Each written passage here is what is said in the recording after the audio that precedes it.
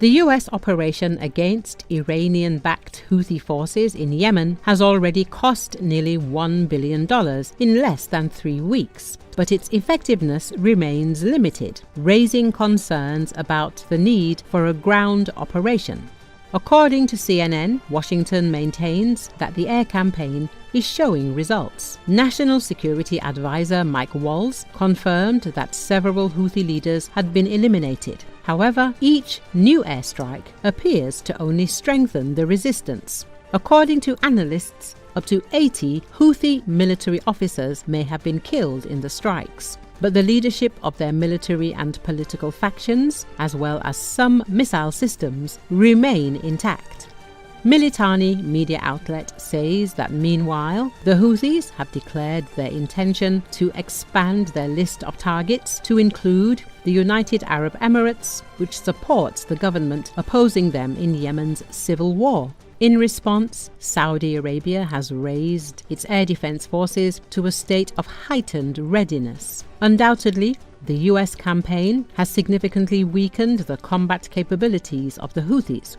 Michael Knights, a senior fellow at the Washington Institute, noted that the group had lost a considerable portion of its drone production capacity and was facing growing challenges in transporting equipment by sea and through Oman. Nevertheless, their ability to resist remains strong, thanks to an intricate smuggling network that continues to supply missile parts and other military equipment. According to analysts and diplomatic sources, only a ground operation can change the situation on the battlefield.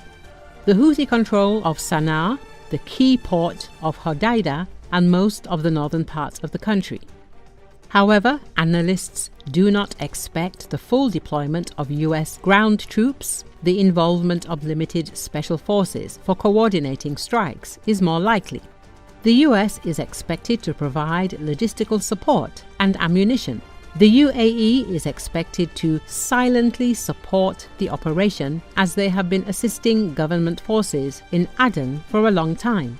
Militani media outlet says that Saudi Arabia's position is less defined. Riyadh fears retaliatory strikes, as the Houthis could target oil infrastructure with drones and missiles. At the same time, the US has expedited the delivery of air defense systems to the kingdom. Diplomatic sources report that preparations are currently underway to coordinate a ground offensive from the south, east, and along the coastline. The operation is expected to involve the navies of the US and Saudi Arabia to regain control of the port of Hodeidah.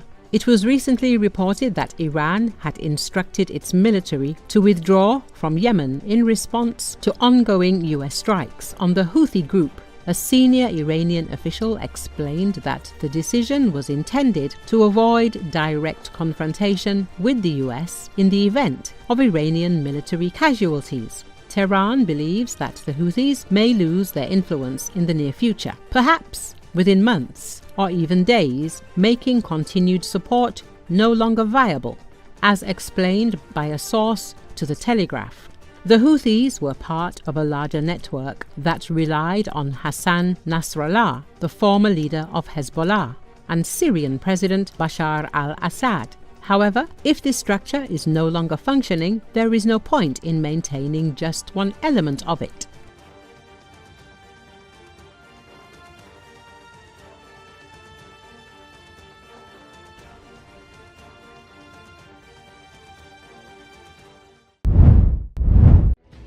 Intercepted calls released by Ukraine's military intelligence, HUR, suggest a Russian commander losing his temper and ordering his soldiers to shoot at their own comrades in a neighboring unit.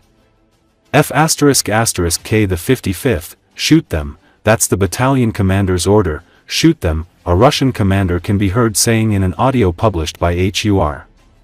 In the Factbook post, HUR speculates that there will be a fair payment for the war crimes committed against the Ukrainian people.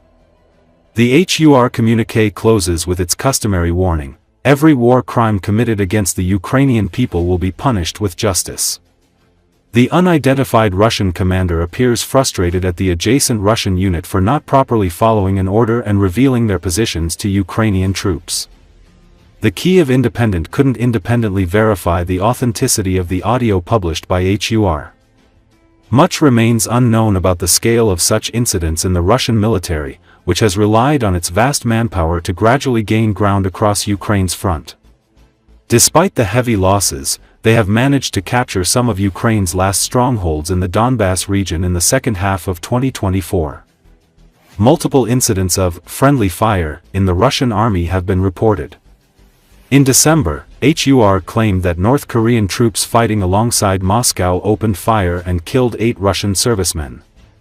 Phone conversations intercepted by HUR suggest that some Russians living in these oblasts welcomed the news of the attack on Moscow. They presented it as a chance for those living in the capital to experience the effects of the war that they witness on a regular basis.